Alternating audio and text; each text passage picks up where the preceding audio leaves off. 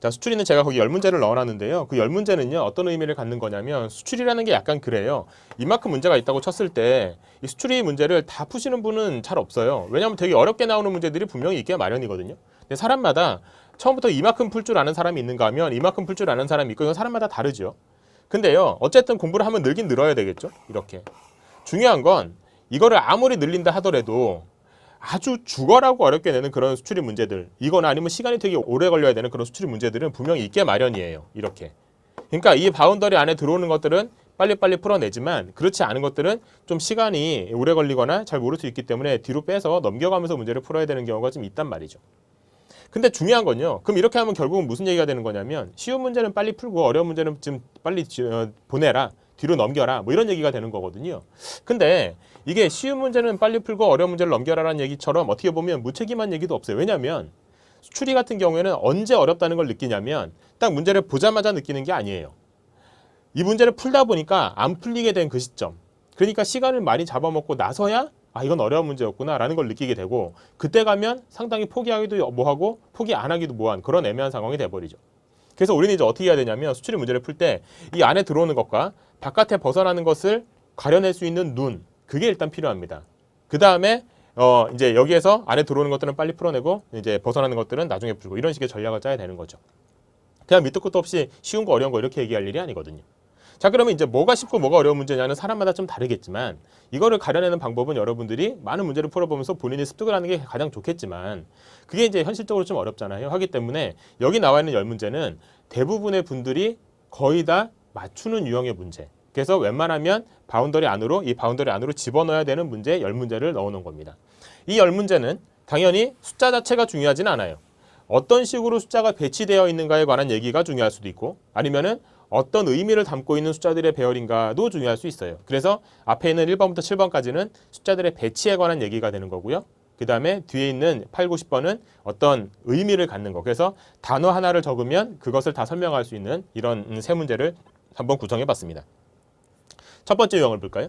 1번 유형입니다. 그래서 수출 문제를 풀 때는 어떻게 하는 게 좋냐면 물론 이제 풀 때에는 일일이 그렇게 하나씩 하나씩 꼼꼼하게 생각하지는 않겠지만 공부할 때에는요. 제일 처음에 뭐부터 생각하는 게 좋으냐면 더하기 빼기부터 생각하는 게 좋아요. 더하기 빼기라는 게 뭐냐? 앞에 있는 숫자와의 더하기 빼기를 생각하라는 얘기죠. 그럼 여기 보면 더하기 3, 더하기 3, 더하기 3, 더하기 3이잖아요. 이 제가 이렇게 숫자 더하기 3을 적었잖아요. 여러분도 이거는 시험장에서도 적는 연습을 하는 게 좋습니다. 왜냐하면 이걸 적지 않으면 이게 한번 보고 나서 답이 안 나왔을 때 아예 아무것도 안 적혀 있으면 그냥 리셋이거든요.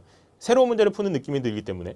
근데 여기 이제 적혀 있다고 치면은 뭔가 이렇게 이걸 가지고 이제 좀 이렇게 활용할 수도 있고 이걸 응용할 수도 있고 하면서 뭔가 이제 규칙을 찾아낼 수가 있는 경우가 많거든요.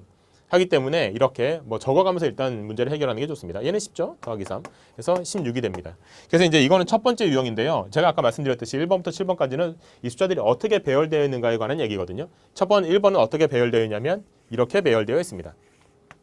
이런 수출입 문제를 무슨 되게 어려운 학문처럼 접근하면 안 돼요. 그래서 뭐 등차 수열이니 등비 수열이니 이런 말로 접근하는 것 자체가 이미 이 수출이에 대한 제대로 된 공부 방법을 가지고 있지 못한 거예요. 등차 수열, 등비 수열은 우리가 수학에서 배우는 거고 이걸 가지고 공식을 이용해서 뭔가 아주 많은 일반 항을 이제 일반 항을 구한다거나 뭐 이런 데 이제 활용하는 거지 수출이는 그런 거 공부하는 게 아니에요. 그냥 직관적으로 찾아내는 거 그게 중요한 거거든요. 하기 때문에 이게 만약에 더하기라면 등차 수열이 되는 거고 곱하기라면 등비 수열이 되는 거겠죠. 자, 두 번째 유형을 볼까요?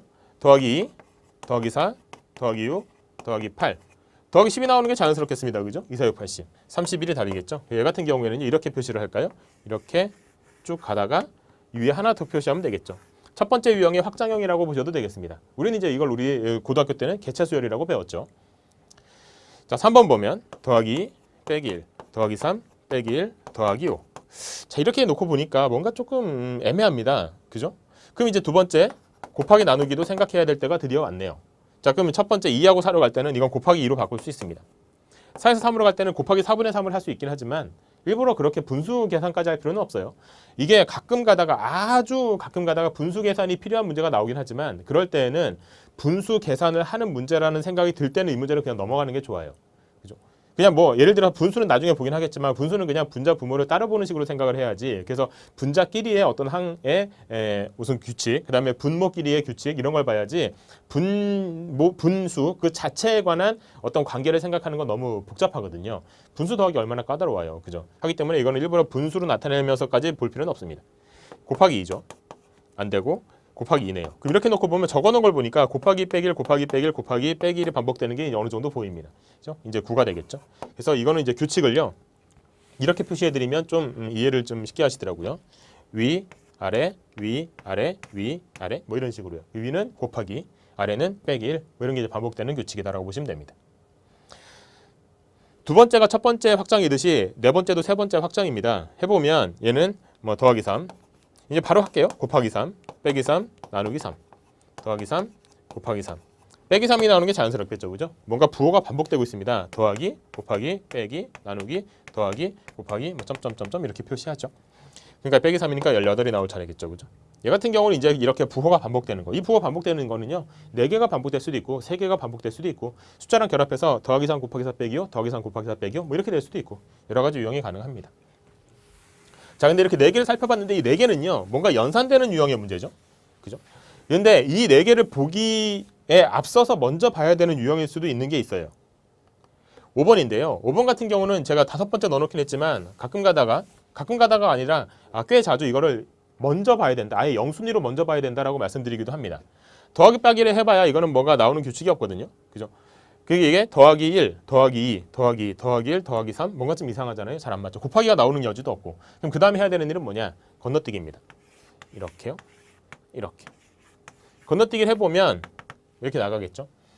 3, 6, 9, 12가 자연스럽죠. 4, 8, 12, 또 있다면 16이 자연스럽겠죠.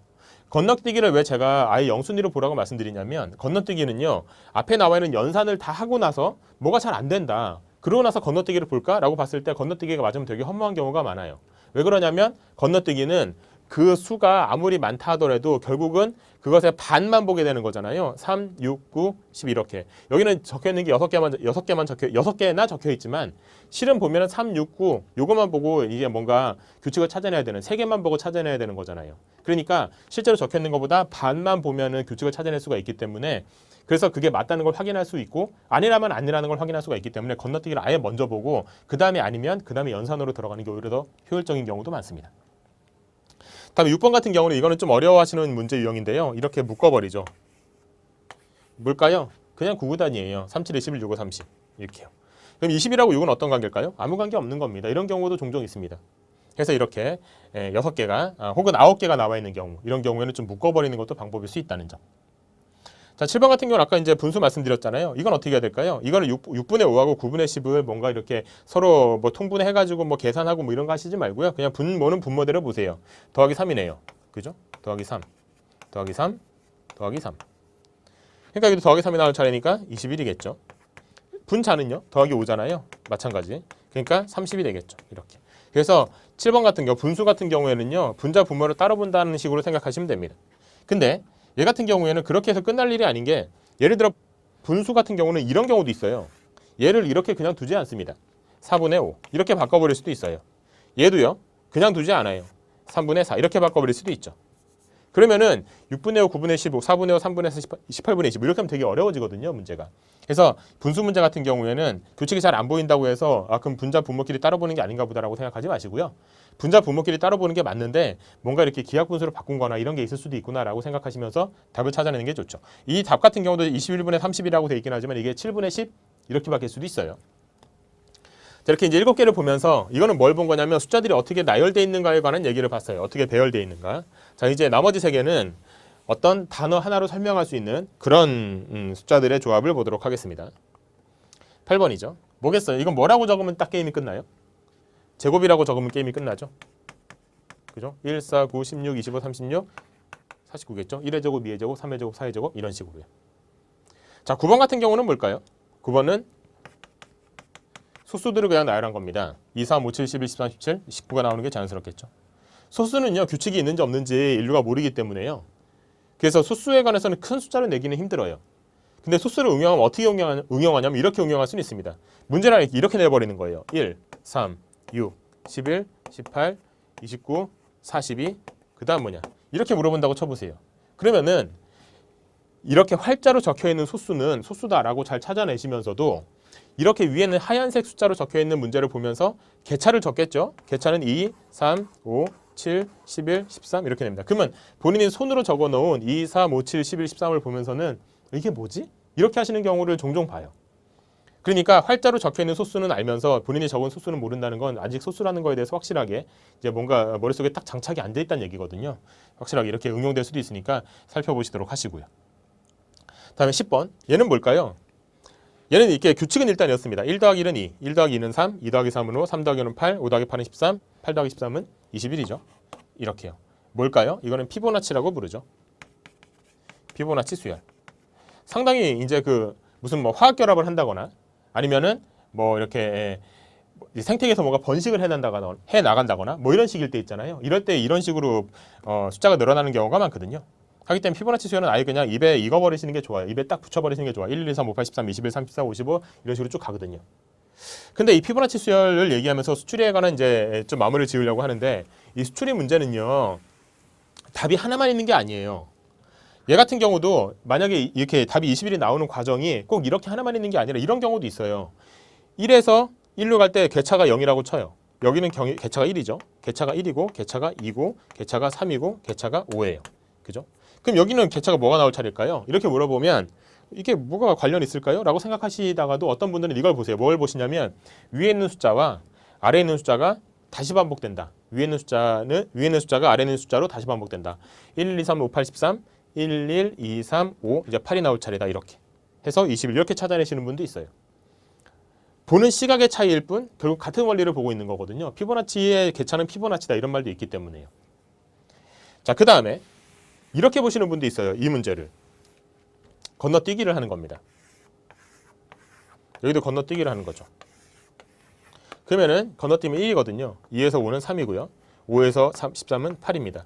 1에서 3은 2고요. 3에서 8은 5예요. 그 이제 8에서 뭘로 1로 갈 때 뭐가 나와야 되냐? 개차가. 이게 이제 질문일 때 이걸 이렇게 보시는 분이 있어요. 똑같다, 똑같다, 똑같다, 똑같다. 똑같으니까 다시 똑같은 13이 나와야 되니까 8에서 13은 21. 답이 똑같죠? 이렇게 보시는 분도 있어요.